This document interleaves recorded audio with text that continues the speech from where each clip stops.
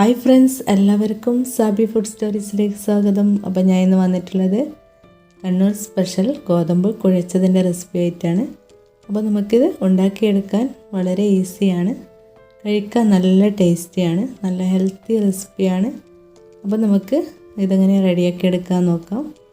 അപ്പോൾ ചിലർക്കൊക്കെ ഈ റെസിപ്പി അറിയായിരിക്കും, അപ്പോൾ അറിയാത്തവർക്ക് ഉപകാരമായിക്കോട്ടെ എന്ന് വിചാരിച്ചിട്ടാണ് ഞാൻ വീഡിയോ ചെയ്തത്.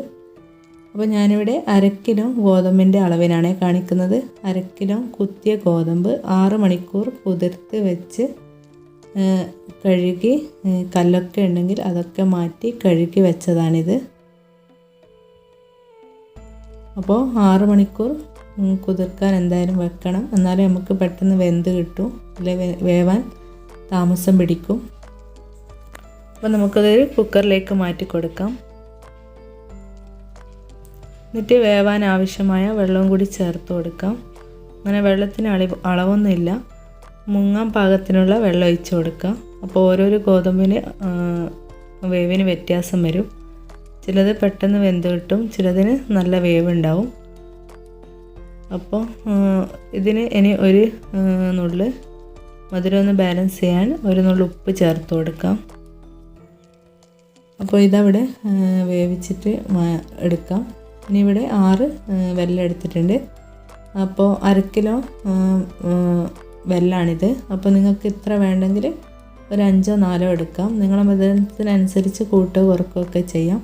പക്ഷേ വെള്ളം കൂടരുത്, 1/2 ഗ്ലാസ്സിൽ കുറവായിരിക്കണം വെള്ളം. വെള്ളം കൂടിയാൽ നമുക്കിത് കുഴച്ചെടുക്കാൻ പറ്റില്ല, പിന്നെ പായസം പോലെ ആയിപ്പോവും. അപ്പോൾ ഇതും ഒന്ന് ഉരുക്കിയെടുത്ത് വരാം. അപ്പോൾ നമ്മുടെ ഗോതമ്പ് ഇവിടെ വെന്ത് വന്നിട്ടുണ്ട്. അപ്പോൾ ഈ ഒരു പാകത്തിലാണ് വെന്ത് കിട്ടേണ്ടത്. അപ്പോൾ എനിക്കിത് 6 വിസിൽ വന്നു വേവാൻ. അപ്പം വെള്ളമൊന്നുമില്ല, നന്നായി വെന്ത് വന്നിട്ടുണ്ട്, അടിയിലൊന്നും പിടിച്ചിട്ടില്ല. അപ്പോൾ ഈ ഒരു രീതിയിലാണ് വേവിച്ചെടുക്കേണ്ടത്. അപ്പോൾ നിങ്ങൾ വേവിച്ചെടുക്കുന്ന സമയത്ത് ഇതിൽ വെന്തതിന് ശേഷം വെള്ളമുണ്ടെങ്കിൽ അത് അരിച്ച് മാറ്റണം, അല്ലെങ്കിൽ പിന്നെ ഈ ഒരു രീതിയിൽ തന്നെ വേവിച്ചെടുക്കാൻ ശ്രദ്ധിക്കണം. വെള്ളം ഉണ്ടാവരുത്, നമ്മളിത് കുഴച്ചെടുക്കുന്നതാണ്. അപ്പം ഗോതമ്പിൽ വെള്ളം ഉണ്ടായാൽ പിന്നെ അത് പായസം പോലെ ആയിപ്പോവും. ഇത് നന്നായി വെന്ത് വന്നിട്ടുണ്ട്, കണ്ടില്ലേ? അപ്പോൾ ഈ ഒരു ഗോതമ്പ് കുഴച്ചതിന് നമ്മൾ കുത്തിയ ഗോതമ്പ് തന്നെയാണ് എടുക്കുക. അപ്പോൾ ഈ ഒരു പാകത്തിന് വേവിച്ചെടുക്കാൻ ശ്രദ്ധിക്കുക. അപ്പോൾ ഇതിവിടെ മാറ്റി വെക്കാം. ഇനിയിപ്പം വെല്ലം ഇവിടെ ഉരുക്കി റെഡിയാക്കി വെച്ചിട്ടുണ്ട്.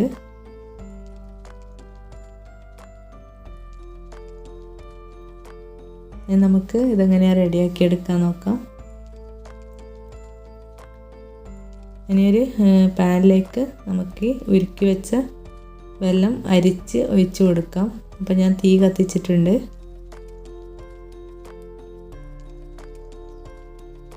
അപ്പോൾ ഇത് ഫുള്ളായിട്ട് നമുക്ക് ചേർത്ത് കൊടുക്കാം.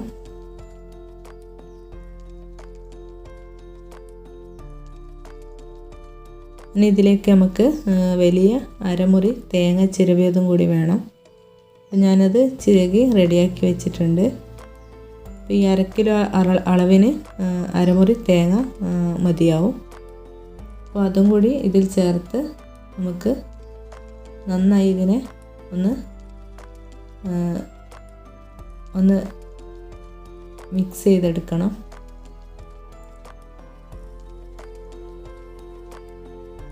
ഇനി നമുക്ക് ഇതിൽ ഹൈ ഫ്ലെയിമിൽ തന്നെ വെച്ച് നമുക്കിതിനെ ഈ തേങ്ങയും വെല്ലവും നന്നായി ഒന്ന് വിളയിച്ചെടുക്കണം. അപ്പോൾ നിങ്ങൾക്ക് ഏലക്കാപ്പൊടി ഇഷ്ടമാണെങ്കിൽ ഒരു 1/4 ടീസ്പൂൺ ഏലക്കാപ്പൊടി ഈ സമയത്ത് ചേർത്ത് കൊടുക്കാം. നമുക്കിത് നന്നായിട്ടൊന്ന് വിളയിച്ചെടുക്കാം.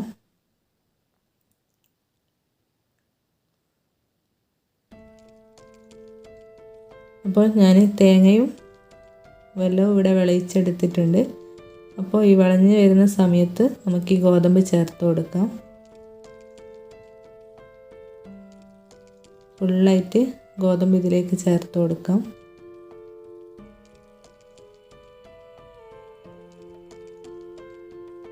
എന്നിട്ടിതിനെ ഇതിൽ കിടന്ന് നന്നായി കുഴച്ചെടുക്കാം. അങ്ങനെയാണ് ഇതിന് ഗോതമ്പ് കുഴച്ചത് എന്നുള്ള പേര് വന്നത്. നന്നായിട്ട് ഇതിൽ നിന്ന് ഇതുപോലെ ഒരു 5 മിനിറ്റ് ഇതുപോലെ കുഴച്ചെടുക്കുക.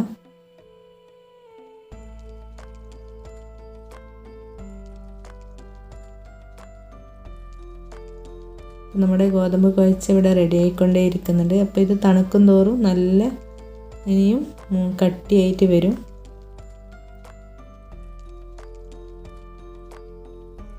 അപ്പോൾ നമുക്കിതിലേക്ക് ഇനി ഒരു ടീസ്പൂൺ നല്ല പശുവിൻ നെയ്യ് ചേർത്ത് കൊടുക്കാം. അപ്പോൾ നല്ലൊരു ടേസ്റ്റ് ആയിരിക്കും. ആ നെയ്യും കൂടി ചേർത്ത് മിക്സാക്കി എടുത്താൽ നമ്മുടെ ഗോതമ്പ് കുഴച്ച് ഇവിടെ റെഡി ആയിട്ടുണ്ട്.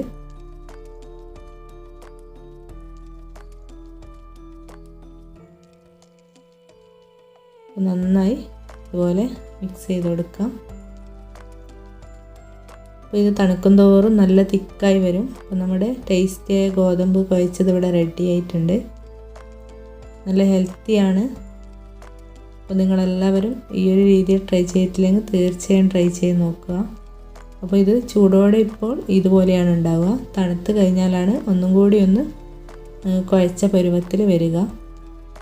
എല്ലാവരും ട്രൈ ചെയ്ത് നോക്കുക. അഭിപ്രായമൊക്കെ കമൻറ്റ് ബോക്സിലൂടെ അറിയിക്കുക. അപ്പോൾ ഇപ്പം പറയുന്നത് പോലെ തന്നെ നിങ്ങൾക്ക് എൻ്റെ വീഡിയോ ഇഷ്ടമായാൽ ലൈക്ക് ചെയ്യുക. വീഡിയോ ആദ്യമായി കാണുന്നവരാണെങ്കിൽ സബ്സ്ക്രൈബ് ചെയ്യുക.